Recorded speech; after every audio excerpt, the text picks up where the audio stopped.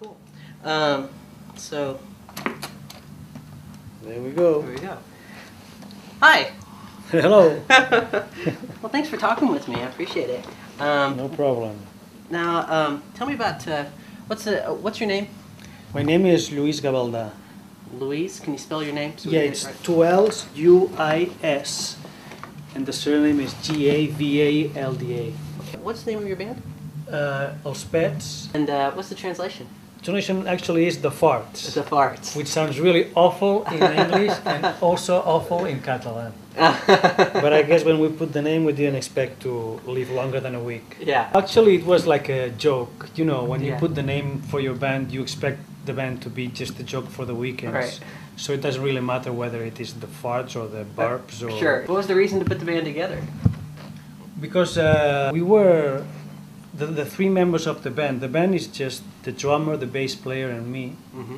and I'm the singer. The three of us come from the same little town, like a 6,000 people little town near Tarragona in Catalonia. And we known each other since we were little kids, because we are the same age, the same little town. And the thing that made us be together the most, besides chasing girls, was listening to music. Yeah. So we finally decided to fool around. The same reason any band starts. Sure. Yeah.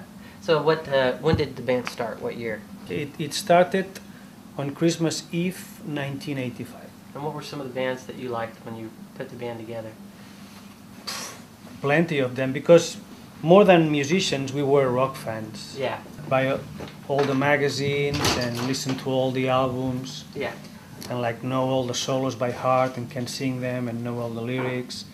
And we were really into different kinds of music, from Catalan pop, Catalan folk, Spanish music, but especially English and American music. What English and American bands did you like in particular? Like Creedence Clearwater Revival and the band, Van Morrison. And then basically the two songwriters are me and the drummer.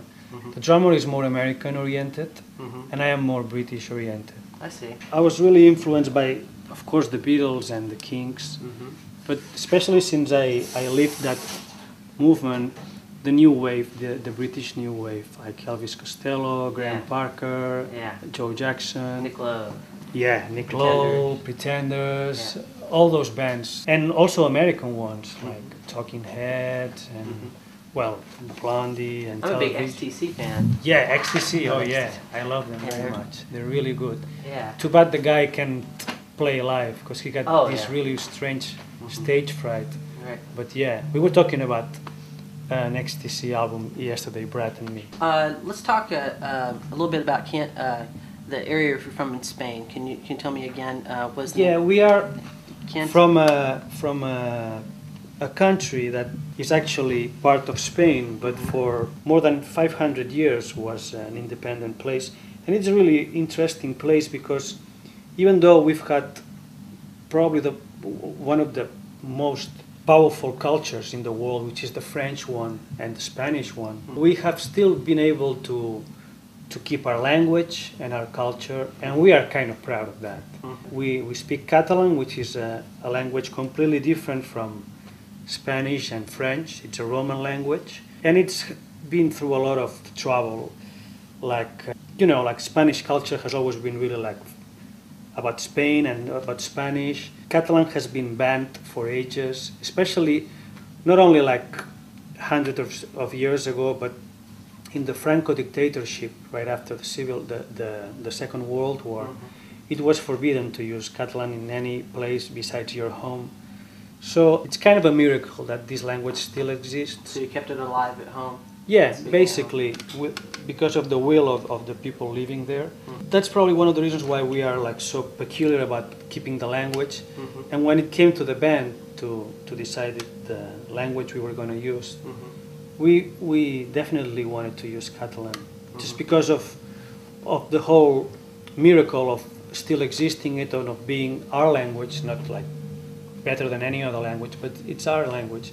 So instead of being cool and singing English and pretend we're saying really nice things and not saying nothing at all, or instead of singing in Spanish and being able to sell lots of records and being able to tour South America and Mexico and even the US, we decided just to do it for us and do it in our language. And that was else was doing that at the time? Well, there were people doing it in Catalan before, but not like with a massive success. Right before Franco died, there was a lot of political songwriters. They were like really into the struggle of surviving the Catalan culture and like, but like pop bands, successful pop bands singing in Catalan and having like a wide audience. No, it didn't happen before. Yeah. It didn't seem that it was going to happen. Like we got a lot of laughs because we sang in Catalan and because our name was the Farts.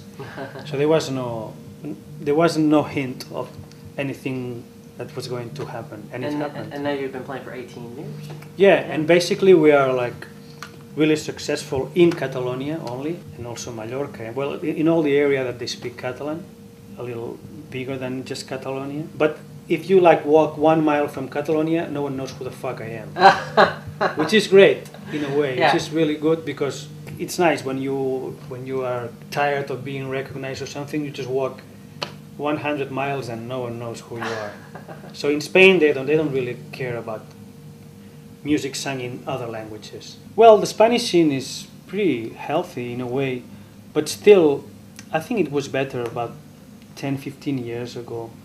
So you guys having a good experience? I guess you're going to work together again. If he wants to. Yeah? Maybe he gets tired of Catalan musicians, but if he doesn't, we try to treat him really well there, to feed him properly with typical food from there, typical wine too. He's a guy who is not shy of trying things and of getting involved in the culture where he is. So every time he's been in Catalonia, he's tried to speak Catalan, he's tried to learn the words, he's tried to learn the history, the traditions, he visits Gaudi and Dali and museums. So, and that's really reassuring for us to have like a guy who comes from another country and doesn't go to McDonald's to eat, you know, like and he's really like that. He really like cares about the place where he is. So so you guys are getting ready to finish up. You're going to be mixing here, and then you're going to go back. What kind of support are you going to do for the album? Well, actually, we're mixing here. I'm going to do the mastering in Italy, which is where we always go. There's a week in Milano. And what's the name of the studio? Nautilus. And then we'll wait for a month and release the album, because in Catalonia and in Spain in general, we don't do this thing of recording an album and waiting 6 months to release it. We release it right away. So this time we're going to wait a month, which is a long time in Catalan standards, and we'll release it past Christmas. We'll start the tour in May and we'll finish October. We just finished the tour the last day of the recording. We were touring and recording at the same time. We did a year tour, a whole year tour, and we did 50 gigs, which is a lot for such a small area where we can play. Thanks a lot for talking with me. Yeah. You're welcome. Yeah. Do you have a website? Yeah, elspets.com. Thank you. Okay.